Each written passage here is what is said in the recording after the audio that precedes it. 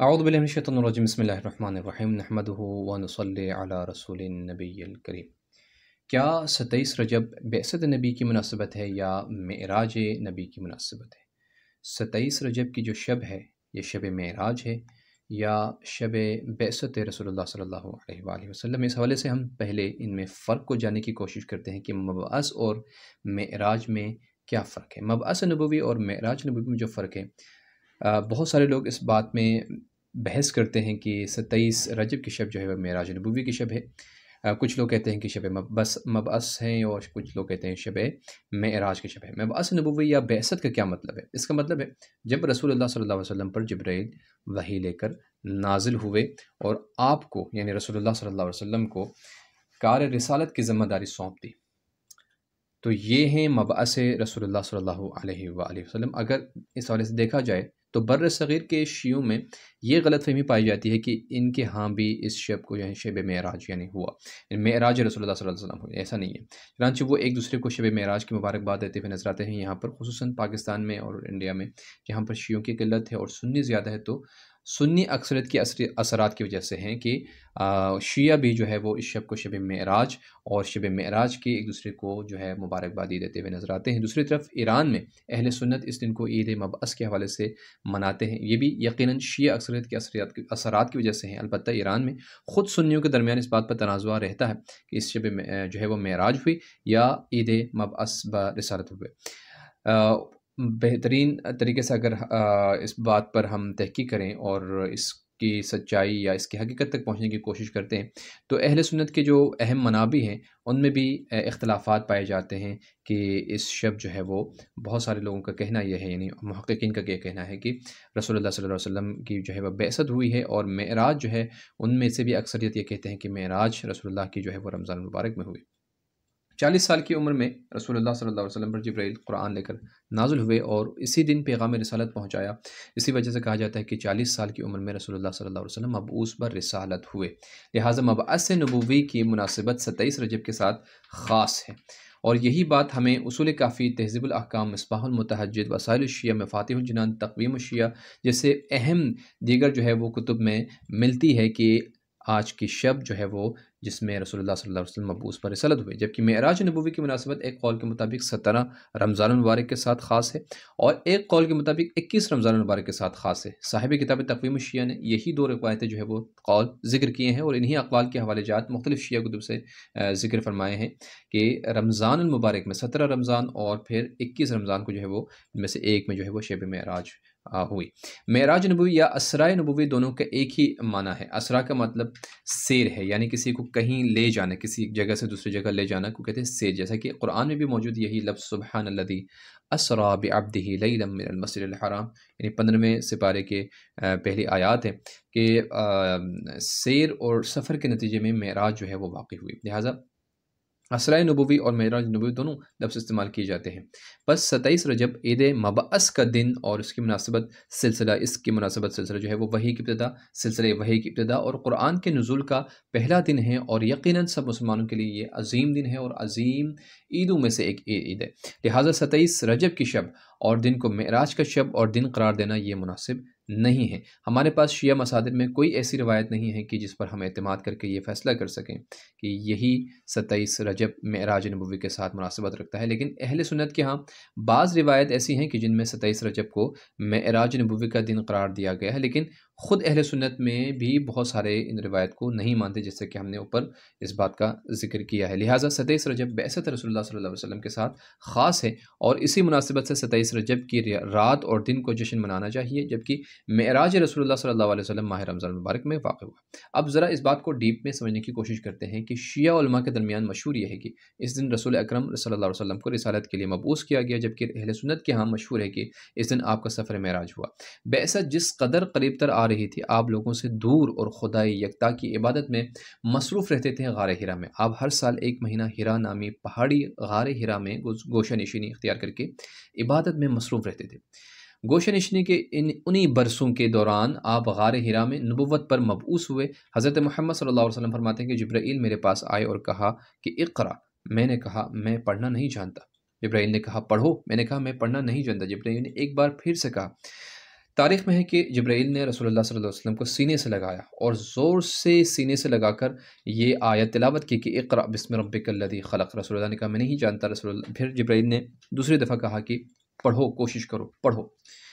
پھر کہا کہ میں کیا پڑھوں؟ تو جبرائیل نے کہا کہ اقرأ بسم ربک الذی خلق، پڑھی اپنے پروردگار کے نام کے سہارے جس نے پیدا کیا۔ جیسا کہ مشہور ہے بعثت کے وقت رسول اکرم کی عمر 40 سال ہو چکی تھی۔ رسول خدا مبعوث برسالت ہونے والی سورہ علق کی ابتدائی آیات کریمہ کے نازل ہونے کے بعد اپنی خلوتگاہ سے مکہ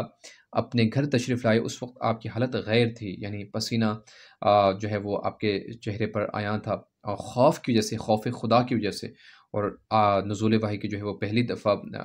جبرائیل کو دیکھا، اور جبرائیل نازل ہوئے آپ کے سامنے، اور جبرائیل کے ساتھ آپ نے گفتگو کیا، اور جبرائیل نے اللہ کے جو پیغام ہے اس کو پہنچایا۔ تو اس وقت رسول اللہ کی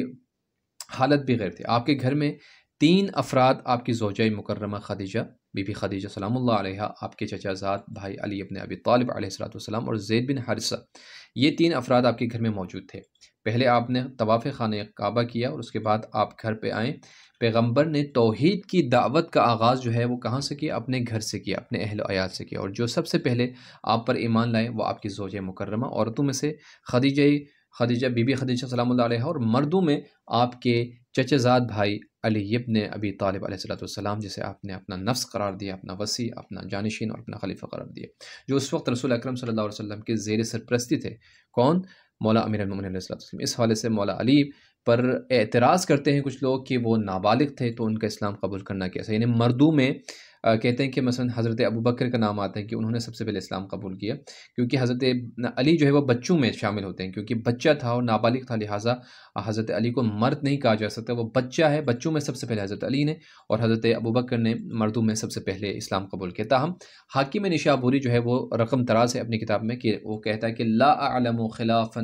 بین اصحاب التواریخ ان علی بن ابی طالب اولهم اسلاما وانما اختلفوا فی بلوغه، یعنی اصحاب میں سب سے پہلے علی ابن ابی طالب کے اسلام لانے کے حوالے سے مورخین کے درمیان کوئی اختلاف نہیں ہے، یعنی سب نے کہا کہ یعنی اسلام لائے ہیں کس نے؟ اصحاب میں علی ابن ابی طالب نے سب سے پہلے اسلام لائے۔ اسلام لاتے وقت آپ کے بلوغ میں، یعنی بلوغت میں اختلاف کیا ہے کہ آپ بالغ تھے یا آپ صنف بلوغ جو ہے وہ سن بلوغ کو پہنچ چکے تھے، اس میں اختلاف ہے۔ حالانکہ اگر امیر المؤمنین پر نابالغ ہونے کے حوالے سے ہونے والے اعتراض کو درست مانا جائے کہ آپ نابالغ تھے، آپ بچوں میں آپ کا شمار ہوتے، تو حقیقت میں اس سے رسول اکرم پر اعتراض گردانا جائے گا، کیونکہ آپ صلی اللہ علیہ وآلہ وسلم نے یوم الدار کے موقع پر اپنے خاندان اور قبیلے کو اسلام کی دعوت دے کے کہاں؟ یوم الدار کے موقع پر اپنے خاندان اور کیونکہ رسول اللہ کے خاندان جو بہت بڑے خاندان تھے، سب کو اسلام کی دعوت دی، اور امیر المؤمنین کے سوا کسی نے بھی یہ دعوت قبول نہ کی، یعنی اسلام کی طرف کوئی نہیں آئے۔ رسول اللہ صلی اللہ علیہ وسلم نے جب دعوت دیا اور جب رسول اللہ کو مدد کی ضرورت پڑی، امیر المؤمنین علیہ السلام نے لبیک کہا، آپ اٹھے اور اپنے ایمان اور اسلام کا اعلان کیا، اور رسول خدا نے نہ صرف آپ کے اسلام کو قبول قرار دیا، قابل قبول قرار دیا، بلکہ اعلان کیا کہ اے امیر المؤمنین تم میرے بھائی،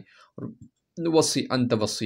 اخی انت وصی اور انت خلیفتی، یعنی میرے خلیفہ ہو اور جانشین ہو میرے بعد۔ اور حاضرین سے بھی جو ہے کہا گیا کہ ان کی بات سنو اور ان کی اطاعت کرو، ان کی پیروی کرو۔ گو کہ ابتدائی دعوت بہت محدود تھی، لیکن مسلمانوں کی تعداد روز افزوں سے بہت کم عرصے میں مسلمانوں کا ایک گروہ جو ہے مکہ کے اطراف میں جاتا تھا اور رسول اکرم کے ساتھ نماز بجا لاتا تھا، یعنی کچھ گنے چنے افراد تھے، اور وہ بہت ہی خفیہ انداز میں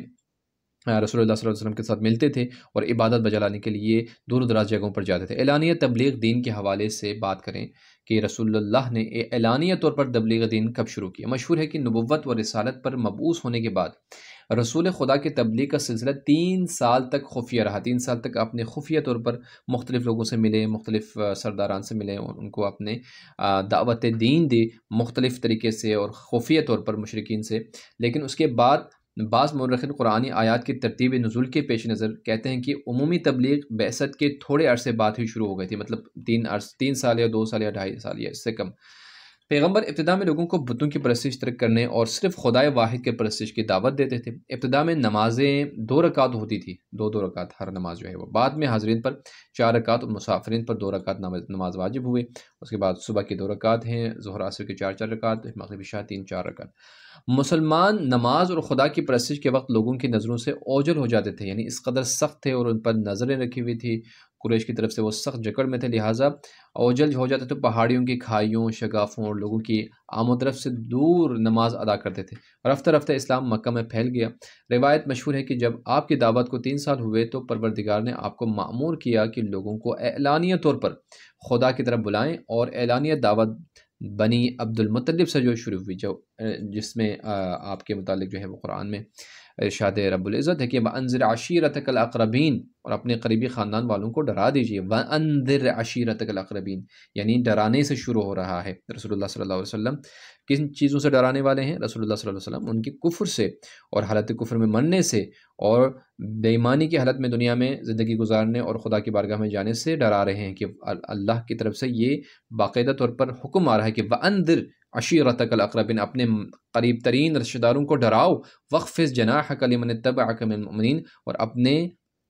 بازو جھکائیے